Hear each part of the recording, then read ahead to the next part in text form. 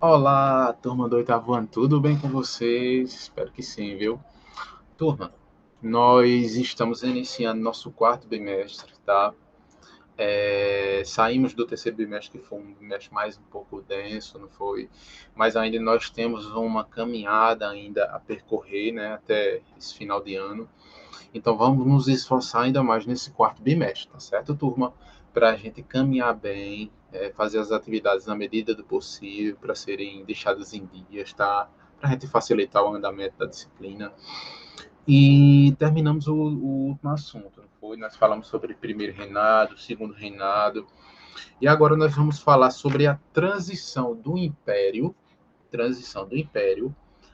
para a República no Brasil. Tá bom, turma? Então vamos lá, para a página 146 do livro didático. Vamos assistir mais uma aula?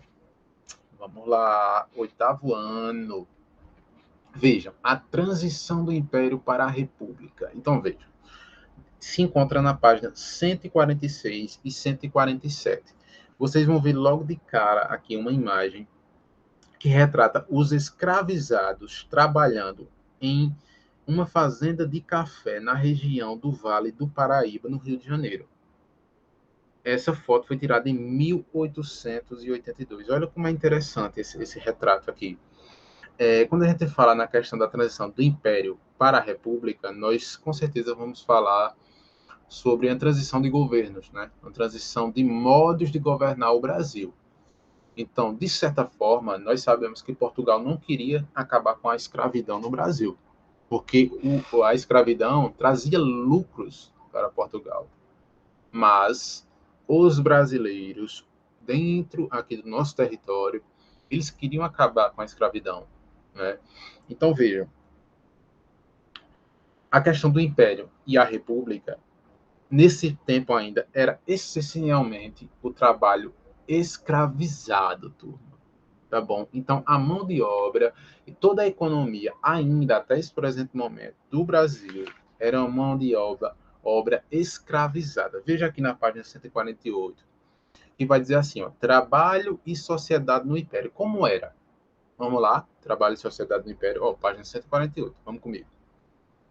A sociedade brasileira durante o Império Colonial e o período imperial era essencialmente escravista, como eu havia falado. A mão de obra escravizada de origem africana esteve presente no meio rural e no meio urbano, ou seja, a questão dos escravos, eles habitavam não somente a região urbana das cidades, mas as regiões rurais. A exemplo dos grandes engenhos, das senzalas, das casas grandes, certo? Então, tudo isso aí faz parte desse momento que o Brasil agora está tentando se desvencilhar da escravidão, que mais na frente teremos a abolição da escravatura em 1888, tá bom, turma? Vejam,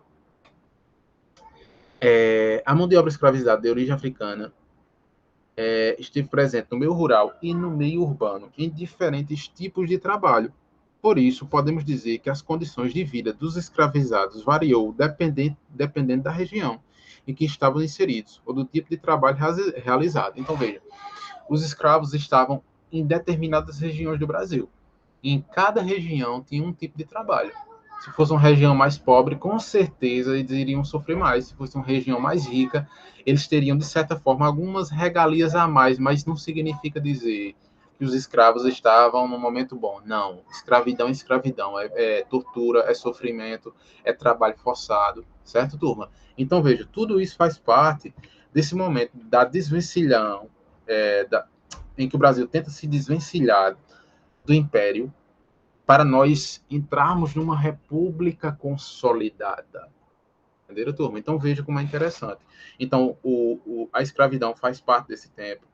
Como era a questão dos escravos? Tinha os escravos de ganho, tinha os artesãos, tinha os escravos na cidade. Vejam, tudo isso nós vamos ver ao longo do assunto nessas próximas aulas. Tem também a questão da imigração por causa do café no Brasil. Os escravos vieram por causa do café, então tudo isso faz parte da nossa história. Né? Quando a gente toma café, a gente tem que pensar que, eita, lá atrás nós tivemos um momento muito conturbado no Brasil, em que praticamente a mão de obra, o café era feito pelos escravos. E hoje nós temos um café tão pronto, com a mão de obra mais regularizada, né? Mas não foi uma coisa fácil, né? O Brasil se praticamente o centro do café no mundo não foi uma coisa às mil maravilhas, né? Mas tudo isso faz parte da nossa história, tá bom? Então, essa foi a introdução desse início de capítulo. Eu quero que vocês fiquem com ela, tá? Nós iremos ver com mais detalhes em sala de aula, nas próximas videoaulas e nas atividades, tá bom, turminha? Então, qualquer dúvida, me procure. Irei deixar a atividade no portal. Bom, iremos caminhar melhor, tá bom? Então, até mais, turma. Tchau, tchau.